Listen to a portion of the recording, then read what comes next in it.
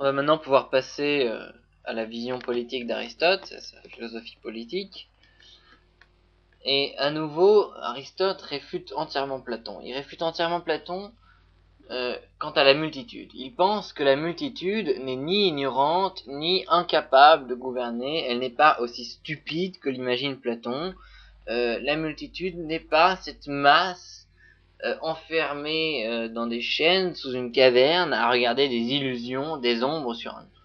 Pour Aristote, la conjonction entre les sages, les philosophes et la multitude peut amener le bien commun. Il pense que le peuple n'est pas complètement incapable de discerner ce qui est bien pour lui, ce qui est bien au niveau du bien commun et pas seulement l'intérêt personnel, qu'il n'est pas aussi dominé par les démagogues que le croit Platon, et qu'il est nettement plus évolué que l'imagine Platon. Que ce n'est pas cette bête ignorante, violente et menée par ses pulsions qui serait uniquement attirée par ses désirs pulsionnels et ses intérêts les plus personnels et les plus égoïstes possibles. Il pense que l'accumulation d'opinions différentes et l'accumulation d'intérêts différents ne mène pas nécessairement à la tyrannie de l'opinion commune, majoritaire et ignorante, mais peut mener à une unification du peuple qui peut s'élever et devenir par lui-même et grâce aux sages plus intelligent et gouverner en vue du bien commun. Il pense que la multitude n'est pas spécialement portée à la guerre néfaste entre démagogues et différents intérêts particuliers, mais qu'il peut réellement s'élever en vue du bien commun. Et qu'en fait, le critère le plus important pour juger un régime, ce n'est pas tant qui gouverne que philosophe, roi, tyran, démagogue, classe ou tous, mais bien plus comment. Et là, il se rapproche de Platon tout en s'en éloignant, c'est-à-dire qu'il dit oui, le problème c'est certes est-ce que le gouvernement est en vue des intérêts particuliers ou en vue du bien commun.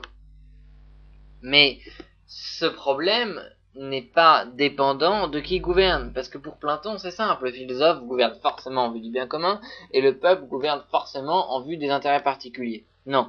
Pour Aristote c'est moins simple et il pense que chacun, une fois dirigeant, gouvernera soit bien soit mal et que ça ne dépend pas de qui gouverne et que c'est issu de facteurs autres et qu'un philosophe peut aussi mal gouverner que le peuple dans la démocratie. Il pense donc que le critère le plus important, ce n'est pas tant qui est au pouvoir, mais comment celui ou ceux qui sont au pouvoir vont faire en sorte de gouverner pour le bien commun, comment ils gouvernent. Et donc là, il émet une distinction fondamentale entre les régimes, qui n'est pas tant sur le nombre de ceux qui gouvernent, mais sur comment ils gouvernent, et donc c'est si le régime est corrompu ou non. Un régime sera corrompu s'il gouverne en vue des intérêts particuliers, et il ne sera pas corrompu s'il gouverne en vue des intérêts communs, de l'intérêt général.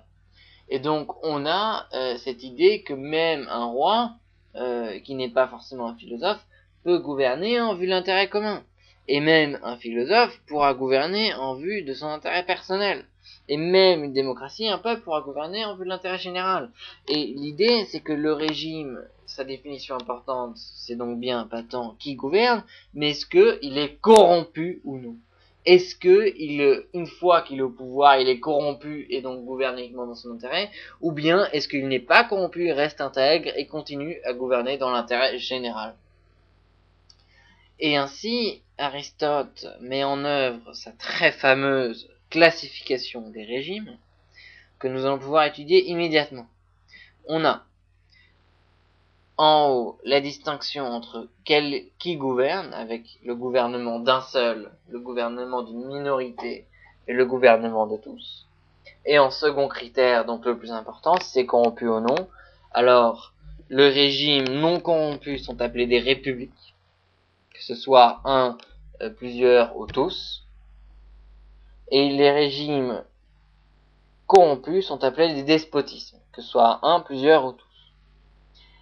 Et donc cette classification extrêmement lucide, moderne, a été très très souvent reprise, donc on va l'étudier plus en profondeur. Donc à un seul, le despotisme c'est évidemment le tyran, la tyrannie, et un régime non corrompu c'est la monarchie, c'est le roi qui gouverne en vue de l'intérêt général.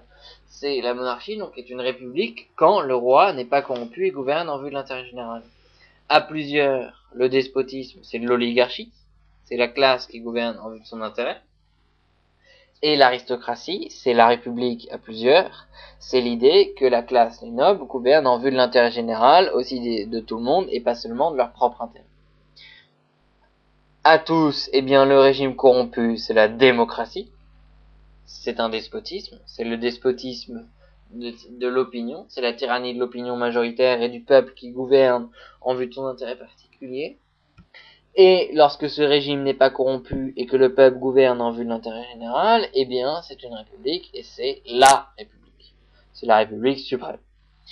Et évidemment, Aristote considère, en tentant de répondre, comme tous les anciens, à la question quel est le meilleur régime, il considère que le meilleur régime, c'est la république, celle soulignée là en haut à droite, celle où la démocratie non corrompue, celle où tous gouvernent en vue de l'intérêt général. Concrètement, dans cette classification, tous les régimes bleu ciel, tyrannie, oligarchie, démocratie sont mauvais. Tous les régimes en haut violet sont bons et le meilleur, c'est la république. Ce ne sont pas république, monarchie, aristocratie, mais la république, la démocratie qui agit en vue du bien commun. Et donc la question qui se pose maintenant, c'est comment atteindre cette république au sens strict, c'est-à-dire république au sens où tout le monde gouverne dans un régime non corrompu.